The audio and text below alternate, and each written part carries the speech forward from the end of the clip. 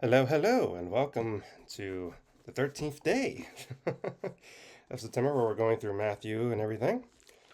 Forgive me for my disheveled appearance because I just got back from the gym and I'm just like, it's hot. So I got some electrolyte and stuff here, which I'm finding is actually a lot better for me in some ways. But we're in Matthew 13 because today's the 13th day, so that's what we're reading. So here we go. The same day went Jesus out of the house and sat by the seaside, and great multitudes were gathered together unto him, so that he went into the ship and sat, and the whole multitude stood on the shore. And he spake many things unto them in parables, saying, Behold, a sower went forth to sow.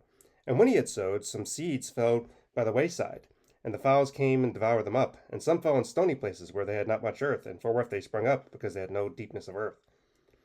And when the sun was up, they were scorched, and because they had no root, they withered away. And some fell among thorns, and the thorns sprung up and choked them. But other fell on good ground, and brought forth fruit, some an hundredfold, some 60-fold, some 30-fold. Who hath ears to hear, let him hear. And the disciples came and said unto him, Why speakest thou to them in parables? He answered and said unto them, Because it is given you to know the mysteries of the kingdom of heaven, but for them it is not given. Whoever has, to him shall be given, to him that has more abundance, and he shall have more abundance. But whoever has not, for him shall be taken even that he has. Therefore speak I into them the parables, because seeing they see not, and hearing they hear not, neither do they understand. And in them is fulfilled the prophecy of Isaiah, which says, By hearing you shall hear, and shall not understand, and seeing you shall see, and shall not perceive. For this people's heart is waxing gross, and their ears are dull of hearing, and their eyes have closed, lest at any time they should see with their eyes, and hear with their ears, and they should understand with their hearts, and should be converted, and I should heal them. But blessed are your eyes, for they see, and your ears, for they hear. For verily I say unto you that many prophets and righteous men have desired to see those things which you have seen, and have not seen them, and to hear those things which you have heard, and have not heard them, which you have hear and yet. Hear you therefore the parable of the sower.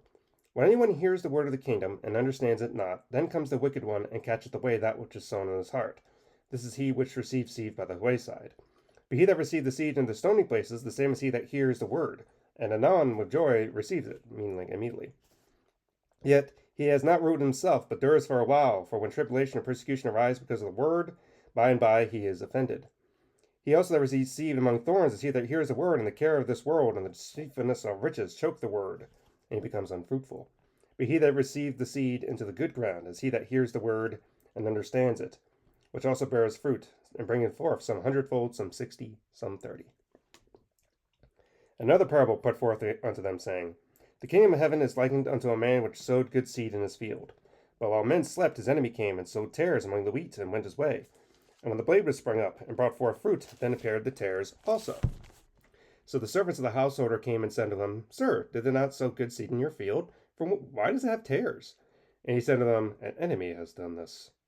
The servant said, Well, wilt thou then that we go and gather them up? But he said, Nay, lest you gather up the tares, you root up also the wheat with them.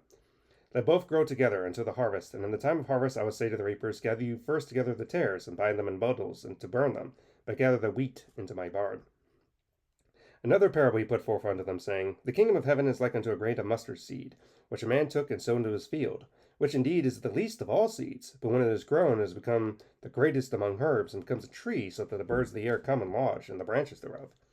Another parable he spake unto them, saying, The kingdom of heaven is like unto a leaven, which a woman took and hid in 3 measures of meal till the whole was leavened. Side note, real fast. That one, I just don't understand that one. I've never understood the woman hiding the meal leaven. For some reason, I just don't get that one. That's okay. All these things spake Jesus unto the multitude in parables, and without a parable spake he not unto them, that it might be fulfilled which was spoken by the prophet, saying, I will open my mouth in parables, I will utter things which have been kept secret from the foundation of the world. Then Jesus sent the multitude away, and went into the house. And his disciples came unto him, saying, Declare us the parable of the tares of the field. He answered and said unto them, He that sows the good seed is the Son of Man. The field is the world. The good seed are the children of the kingdom, but the tares are the children of the wicked one. The enemy that sowed them is the devil, and the harvest is the end of the world, and the reapers are the angels. As therefore the tares are gathered and burned in the fire, so shall it be at the end of the world. The Son of Man shall send forth his angels, and they shall gather out of his kingdom all that offend, and them which do iniquity, and shall cast them into a furnace of fire. There shall be wailing and gnashing of teeth.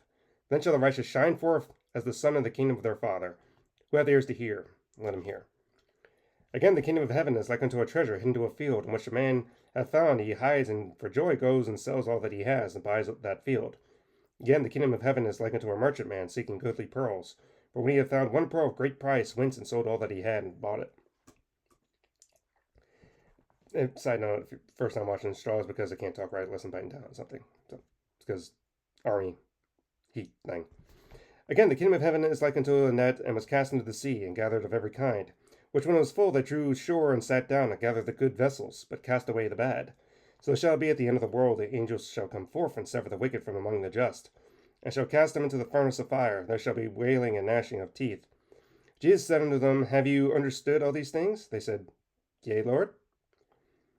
Then he said unto them, Therefore every scribe which is instructed unto the kingdom of heaven is like unto a man that is a householder, which brings forth out of his treasures things new and old. And it came to pass, when Jesus had finished these parables, he departed thence. And when he was come into his own country, he taught them in their own synagogue, insomuch that they were astonished, and said, Whence hath this man this wisdom and these mighty works? Is this not the carpenter's son? Is it not his mother called Mary, and his brethren James, and Joseph, and Simon, and Judas, and his sisters? Are they not all with us? Whence then hath this man all these things? And they were offended at him. But Jesus said unto them, A prophet is not without honor, save in his own country and in his own house. And he did not many works there because of their unbelief. I think at 58 verses, that might be the longest chapter of Matthew. Might be a couple longer, but that's one of the longer chapters of Matthew. So I know it's a little bit long, but that's okay. We're here to read it.